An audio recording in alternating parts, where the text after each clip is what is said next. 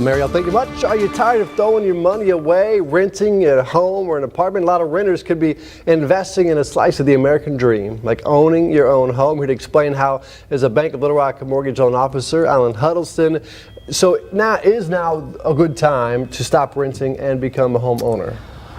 I think overall it is. I think rates have remained historically low. We saw them inch up a little bit and they just kind of ratcheted back down. So I think if you're looking at it strictly from an interest rate standpoint, then yeah, I mean, it definitely makes sense. Just the loan is more affordable with the rates being down. But I think, not more importantly, but also a very important aspect to look at is the individual home buyer ready? Because the reality is that we're not all ready to purchase a home. Even though rates are low and you want to take advantage of that, you've got to look at your situation from an income standpoint, income stability, residency stability. Do you work for a company that might relocate you?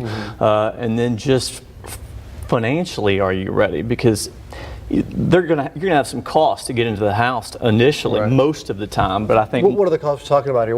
The big one thing is I'm thinking, man, I got to have 20% down, which is why a lot of people at home are saying, I'm going to keep renting because I can't afford 20%. But you don't have to. You don't.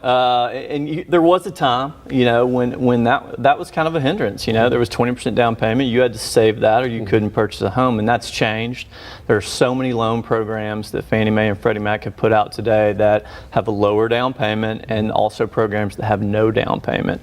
So that that barrier has really been taken away. And that's a huge right there. Talk about the fact that renting is more expensive than owning. That's a shocker to me right there. So there's a couple ways you can look at that. You know, you're looking at it here in the form of a renter's percentage of income. Another way to look at it, one thing that we see in renters is sometimes they're hesitant to purchase because they think, oh, well, a mortgage payment's going to be more than what I'm paying in rent right now. And the reality is that it's usually the opposite. When we break it down and we have a new homeowner or a new home buyer that comes in and we start crunching the numbers and they see, oh my gosh, you know, my payment's actually going to be substantially less each month. For much bigger, too. Absolutely, for more house. There's no question. I think that is always a big eye opener for a first-time home buyer. Real quickly, what kind of credit score do people need, though? Is it something that they're like, man, I need an 800 to get an approval? No, it depends on the loan program.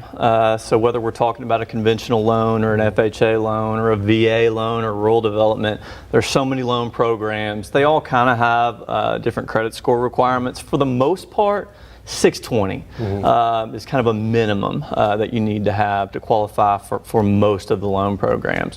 One thing that credit score will do is improve the interest rate. So you might be able to get approved at a 620, you're going to get a much better interest rate with a higher credit score. Certainly 740 or higher is kind of the top tier. And then as you go down in score, it can just kind of increase that interest rate a little bit. All these questions, all these terms, how can people get a hold of you if they have questions? Yeah, you can go to our website, blrmortgage.com. There's a lot of good information there. You can also complete an application on the website, or you can just call us at 501-219-9100. Be a homeowner and save money. Who thought it? Who could ever think it would be done? I appreciate your time. Yeah, Thanks so much, and we'll be right back. Stay with us.